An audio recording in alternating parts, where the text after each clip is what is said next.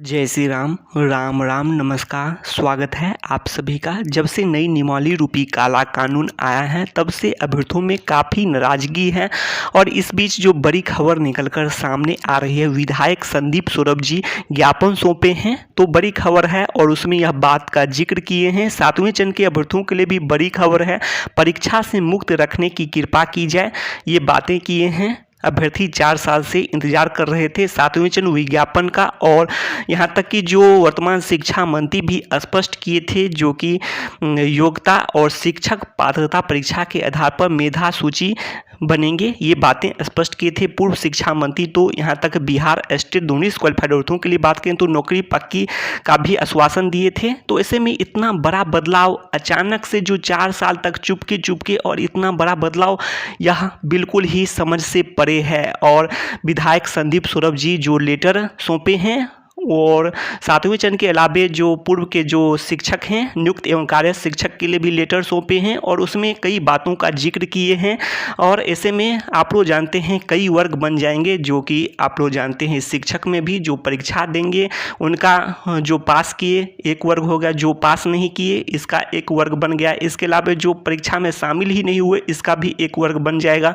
और इसके अलावा और भी कई बातें स्पष्ट किए हैं। जो पहले से जो पुराने वेतनमान पर नियुक्त शिक्षक हैं, अगर इसको भी तो पुराने वेतनमान पर बातें, ऐसे में जो समान काम समान वेतन की बात करें, इसमें तो और भी अधिक योग्यता हो जाते हैं। जो पुराने वेतनमान पर जो शिक्षक हैं उनसे अधिक योग्यता तो ऐसे में इनमें हो जाएंगे। कारण है कि जो ये अभ्यर्थी जो इतना बीएड ये ट्रेनिंग ये सब तो किए ही, इसके साथ साथ बात करें तो ट्रेनिंग के अलावा जो एजुकेशन क्वालिफिकेशन प्राप्त किए, इसके अलावा जो सीटेट बीटेट ये सब पास किए, जो शिक्षक पात्रता परीक्षा भी पास किए, इसके अलावा जो बीपीएससी भी पास करेंगे तो उनसे तो ज़्यादा यहाँ पर हो गया। जो जांच परख की बात करें तो बहुत हो गया अधिक तक। तो ऐसे में पुराने वेतनमान पर जो शिक्षक हैं समान काम समान वेतन में, तो उनसे तो अधिक होना चाहिए इनका जो वेतन की बात करें तो ऐसे में। और ऐसे में जो बम्पर बहाली, कैसे बड़े पैमाने पर बहाली भी संभव नहीं दिखाई देती है। ऐसे में बड़े पैमाने पर जो सारे बड़े पैमाने पर बहाली की बातें करते हैं, जो 2 लाख 3 लाख शिक्षकों की बहाली तो वैसे ही संभव है, जबकि जो छठे चरण जैसे बहाली प्रक्रिया आगे बढ़े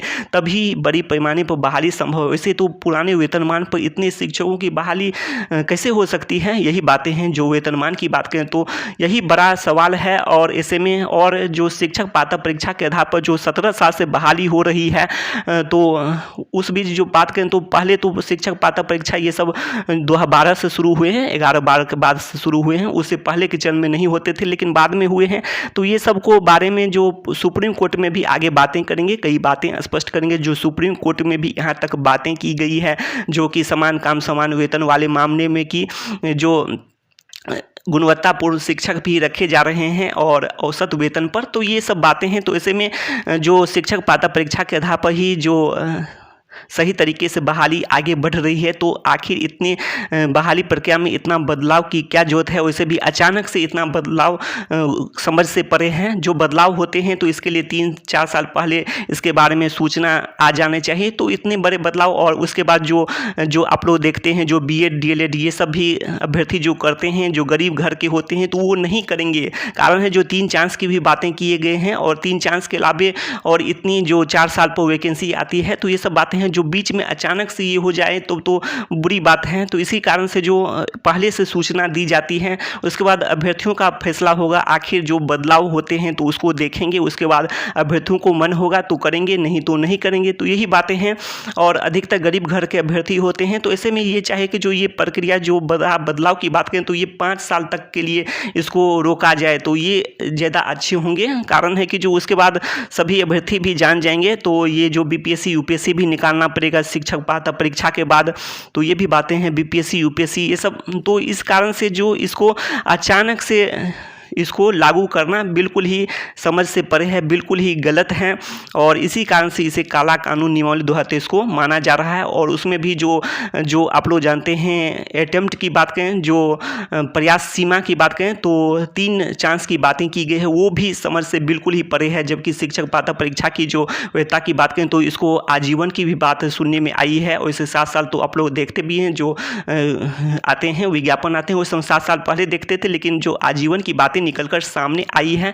तो इस बीच जो इतना बड़ा बदलाव आखिर कैसे अचानक से, तो इसको काला जो कानून है इसको काला कानून कहा ही जाएगा। इसे थोपा नहीं जा सकता है अचानक से। इसके लिए पहले घोषणा की जाती है और घोषणा सभी जगह जाए उसके बाद। कारण है कि बहुत सारे अभ्यर्थी हैं जो गरीब घर से होते हैं, वो डीएलएड बीएड करते हैं। उसके बाद जो पढ़ाई में सरकार को आगे बढ़ाने के लिए ट्रेनिंग की बातें जो विधायक संदीप सौरभ जी के माध्यम से भी की है, जी बिल्कुल ट्रेनिंग देनी चाहिए और जिससे आगे गरीब घर के भी अभ्यर्थी आगे बढ़ सके। विधायक संदीप सौरभ जी यह भी बातें स्पष्ट कर रहे हैं बिहार स्टेट दोनों क्वालिफाइड अभ्यर्थियों के लिए कि जो उसी विज्ञापन में फिजिकल टीचर की बहाली प्रक्रिया आगे बढ़ गई, यहाँ तक कि नियुक्ति पत्र का वितरण भी हो गया। लेकिन इनके साथ जो बिहार स्टेट दोनों क्वालिफाइड अभ्यर्थियों के साथ जो ऐसी बातें आ जाती हैं तो ये बिल्कुल ही गलत हैं और जो नई नियमावली 2023 है बिल्कुल ही काला कानून है। और बिहार स्टेट दोनों क्वालिफाइड अभ्यर्थियों के लिए बात करें तो क्या बातें स्पष्ट थी, आप लोग देख सकते हैं कि जो बहाली के बारे में क्या जानकारी अभ्यर्थियों को थी। छठे चरण जैसे उस समय की बात करें तो छठे चरण जैसे बहाली प्रक्रिया नियमावली के बारे में, उसके अलावा जो स्टेट दोहनी रिजल्ट के समय में जो नियमावली 2020 के बारे में, नोटिफिकेशन के बारे में, तो यही सब जानकारी स्पष्ट की थी। तो ऐसे में इतना बड़ा बदलाव अचानक से नहीं किए जा सकते हैं, बिल्कुल ही गलत है, काला कानून बिल्कुल ही है। इसे काला कानून जो अभ्यर्थी मानते हैं बिल्कुल ही काला कानून ही कहा जाए। जो अचानक से जो इसको थोपे नहीं जा सकते हैं तो ये बिल्कुल ही गलत है। और आप लोग देख सकते हैं इससे पहले घोषणा की जाती है और यहाँ पर देख सकते हैं इससे जो पूरा बिहार नाराज है। और देख सकते हैं जो 4 वर्ग की बातें की, इसी में पूरे बिहार की बातें आ जाती है। बिल्कुल ही सभी अभ्यर्थी हो जो इसके अलावा इतने छात्र छात्रा हों सभी नाराज होंगे ही। जो 3 चांस की बातें हों या फिर जो बीएड डीएलएड करने वाले, एडमिशन लेने वाले छात्र हों, नामांकन वाले, इस सभी जानकारी स्पष्ट कर चुके हैं। जो कड़ी चुनौती होगी उन लोगों के लिए भी जो बीपीएससी निकालना, पहले शिक्षक पात्रता परीक्षा निकालना, तो काफ़ी समय तो बिल्कुल ही वैसे भी बीत जाते हैं। जैसे कि जो बीएड डीएलएड ये सब पढ़ाई करते करते, उसके अलावा जो टेट पास करने में, इसके अलावा जो बीपीएससी तक निकालने में तो काफ़ी समय गुजर जाएंगे। और बिहार में वैकेंसी भी 4 साल 5 साल पर आती है, तो क्या हाल होगा। ऐसे में देख सकते हैं जो पुरजोर विरोध हो रहा है और ये भी बातें हैं बिल्कुल ही देख सकते हैं आप लोग। इतनी जो ये सभी बातें करनी है तो इसके लिए घोषणा पहले करनी चाहिए थी और 4 साल पर अचानक से थोपना बिल्कुल ही गलत बात है और बिल्कुल ही गलत बात कहा जाए इसे। और देख सकते हैं जो 22,000 से 35,000 वेतन के लिए आप लोग देख सकते हैं 7वें चरण के अभ्यर्थी 4 साल इंतजार किए तो 50,000 से तो अधिक वेतन तो देना ही पड़ेगा। अर्थात जो 70,000 मान कर चलते हैं, जो पुराने वेतनमान की बात करें तो काफ़ी हो जाते हैं, 70,000 से लेकर लाख तक हो जाते हैं। लेकिन इतना तो ऐसे में इतने बड़े पैमाने पर बहाली संभव ही नहीं हो सकती है, दिखाई भी नहीं देती है। और बीपीएससी हेडमास्टर का ही देख सकते हैं जो 6421 पद बीपीएससी में थे और जबकि बहाली 369 पद पर ही हुई। काफ़ी समय तक ये प्रक्रिया चली और देख सकते हैं आप लोग भी जो अभी नहीं पूरी हुई है बहाली प्रक्रिया 6421 पद पर, तो बार बार प्रक्रिया चलती रहेगी। ऐसे में तो काफ़ी समय जाएंगे और गुणवत्तापूर्ण कैसे शिक्षा आएंगे जब आप बहाली ही नहीं करेंगे स्कूल में। वैसे बिहार स्टेट में जो बिना डॉक्यूमेंट वेरिफिकेशन का ही 80,000 क्वालिफाइड हैं और इसमें भी डॉक्यूमेंट वेरिफिकेशन होंगे। कई कारण हैं, सब्जेक्ट कम्बिनेशन है, क्वालिफिकेशन में गड़बड़ी है, अन्य राज्य की बात करें इसके अलावा और भी कई कारण होते हैं, जैसे कि अन्य जॉब मिल जाते हैं और 4 साल बीत चुके हैं। तो इसके कारण से जो क्वालिफाइड अभ्यर्थियों की संख्या बिल्कुल ही कम हो जाएंगी।